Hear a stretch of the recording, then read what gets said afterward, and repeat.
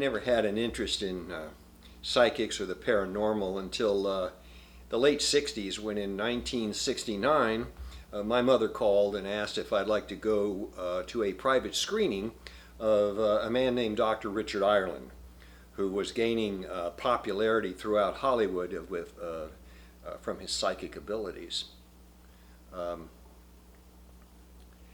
I agreed to go, not so much because of Ireland, but because the showing was going to be held at the private home of Mae West at her Santa Monica beach house. At the time, my mother was dating and living with a Hollywood television writer by the name of Robert Fisher. And Fisher's writing partner was Arthur Marks, who was Groucho's eldest son. So Fisher was, connected, and that's how he was invited to, go to this showing. And I agreed to go, and I took my girlfriend at the time, and we went. I was absolutely amazed by what I witnessed. I still, to this day, don't know how Ireland was able to do and see the things that he was able to see without the use of his eyes. There is a video running on YouTube of Dr. Ireland when he made an appearance on the Steve Allen Show. If that video is still running, I will find the link and I will put it into the comments. Dr. Ireland, we all wrote down a couple of questions, and then he would call for people and he'd answer these questions. The questions that I put down, there was absolutely no way that this man could have known what I was talking about, the details of it, let alone have the answer. So that night became a believer. A few weeks later, I went to a second reading of Dr. Ireland, which was held at the home of actor Glenn Ford. And it was a repeat of what had happened before. I was just totally amazed by what Dr. Ireland was able to do. Over the years, there have been psychics. I remember around that time in the 60s, Uri Geller was well known. I think he was the guy that was bending spoons and all that. He had quite a reputation. But over the years, I've known we all know there are psychics that are somewhat questionable. Sylvia Browne comes to mind as a woman who used to appear quite often on the Montel Williams show. But Dr. Ireland was a real deal. Last night while I was going through my files, I was actually searching for some files on Betty Ting Pei, some transcripts, some interview, some tapes. And I came across a file that regarded a channeling that was done on Bruce Lee in the Big Sur area in Northern California in 1982. And the transcript had been sent to me by a friend who I had met through the martial arts. I'll call him John. When I read it, I actually received it in the late 90s. So this would have been, sometime later. And I remember reading it and not thinking too much about it. I thought it was interesting. But there wasn't enough there that really grabbed me. As the old, the saying nowadays, there was no there. And so I kind of filed it away. But I read it last night and I got a whole new take on it, because subsequent to that actual channeling, the new information that has come out has given this some real teeth. So I want to share it with you now. I have the actual transcript. I've changed the names of the people who were there, with the exception of Jenny O'Connor. The other three are John, who's the gentleman that I mentioned. Chris and William are the other three people. Jenny, as I mentioned, works through a group called the Nine, and she at one point calls on them. She was actually channeling a relative who had passed recently. And it was sometime into that John asked her, because he'd been studying the martial arts, if she could contact Bruce Lee, which she tried to do. Now, prior to this, she'd never heard of Bruce Lee. She didn't know anything about him. She didn't even know that he was deceased until he'd mentioned it. And she did manage to find him. And when she did, the first thing she said was that Bruce was surprised that anybody was looking for him. And then the conversation then proceeded in the following. John said, "Do you know my present state in the martial arts?" Of which Bruce said, "Yes, you are a beginner." John said, "Do you have any advice for me to advance from here? If there's something I am doing wrong, a process that I can develop?" And Bruce said, "No, you are natural." John said, "What should I focus on?" And Bruce said, "Diaphragm strengthening." John said, "What is the best way to go about that?" And Bruce said, "Punching."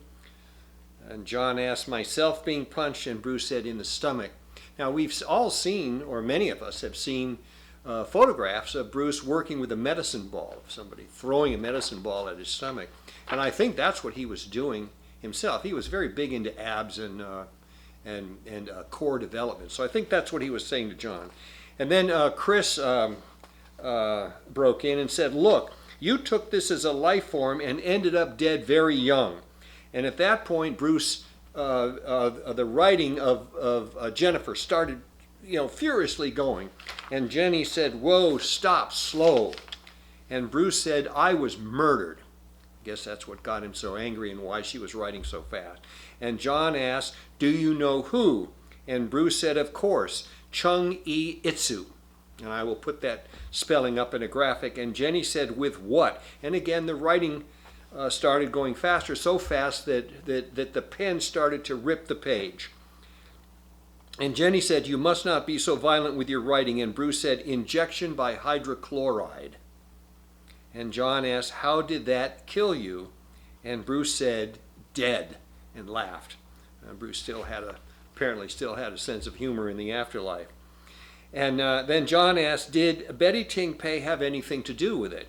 And Bruce said, "No, but she knew them. My brother did." Now notice that he used the plural them. And he said, my brother did. And I don't think that he was talking about his biological brother. I have a feeling that he was talking about her brother. And John said, "Which one?" And Bruce said, "Kai Pei." And Jenny said to Bruce, "Slow down, please." He's once again speeding up. And John said, "Is there an English translation to his name?" And Bruce laughingly said, "Judas," when we know what that means biblically. And then he said, "Seriously, white bird in heaven." And John said, Is it your blood brother?" And Bruce said, "No, murder is murder. Get me a questionnaire and I'll give you answers." And Jenny said, "He wants someone to know his life and murder and he'll dialogue with him." In other words, he wants somebody who knows him. He doesn't want somebody who doesn't know him at all. "He needs a link." Wait, he's talking about drugs. "There's some big drug dealing in the middle of all that caused his death." I'll say that again. Wait, he is talking about drugs. "There's some big drug dealing in the middle of all that caused his death." And John asks, "You weren't taking these drugs," more of a statement. And Bruce said, "Of course I was." And John said, "Why did you take them?" And he said, "It felt good. It stopped the bruises from hurting." Now, interestingly, this is again in 1982. Had these statements been made by her in 1982, that would have been the end of her. She would have lost all credibility. Because of all that we knew about and were being told about Bruce, no one would have bought that. I mean, that would have been the end right there for her. They said, no, Bruce is not, there's no drug deal, he's not using drugs, and that would have been it. But here it comes out, I stumbled on this in my files, and it was sent to me in the late 90s. And Chris says, "Where you are now in the life you live, would you recommend this for John?" And Bruce says, "In his life, yes. In mine, the only reason I'm still here is because I am angry." And Jenny says, "He is being kept so near Earth." In other words, he's still close, at least in 1982. And Bruce again says, "Find my murder. John, find somebody to contact me that wants to know where I am and that I can come back." And Jenny says he means anyone who knows his history, who can dialogue it. He wants someone to know how he died. And John says, does he want a friend or his wife to talk to him? And Bruce says, "Anybody, anyone that you can get." And Jenny says, he's not sure you can get anybody who will believe him. And John says, well, is there something that I can tell to somebody to make them believe? And Bruce says, yes. Tell them my purple sash remained in the one-level building. And I thought that maybe that was the game of death that he was talking about. Because in that film, there's these levels of the building that one had to climb according to their skill level. And so Chris then asks, does this put John in any danger to do this? And Bruce says, no. Chris, is that true? Jenny, if he makes the first introduction, is he in danger? Bruce, no. Jenny, if he carries it out? Bruce, yes. John, about the purple sash, who should I tell this to? Dan and Asanto? And Bruce says, yes, to begin. And there is more writing. And Jenny says, now again, I have to spell this phonetically. Fung Kyoto.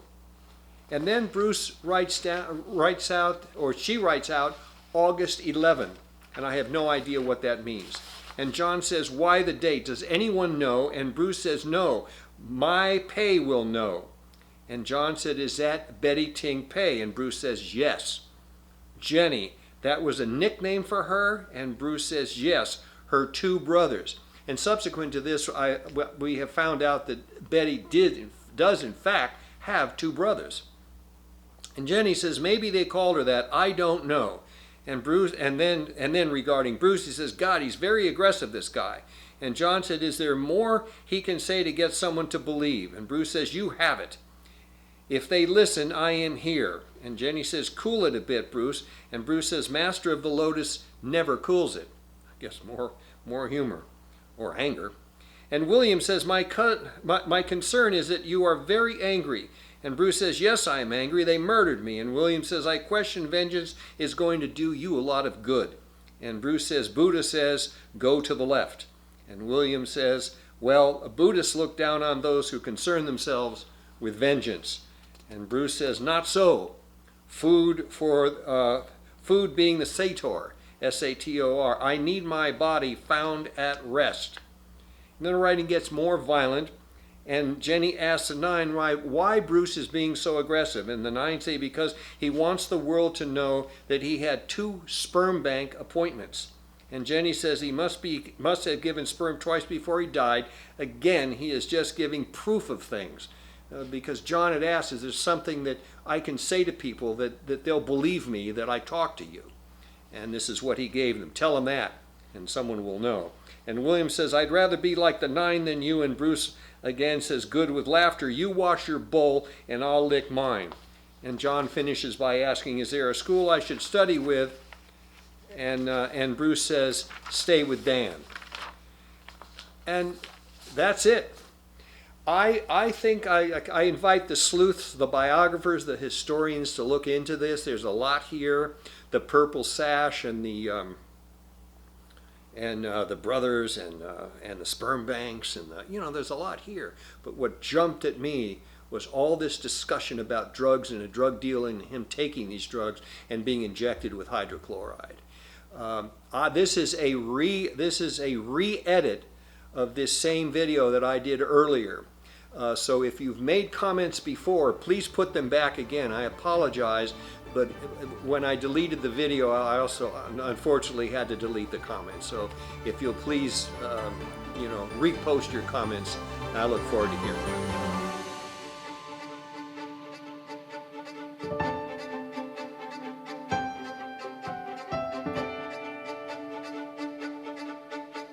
from you.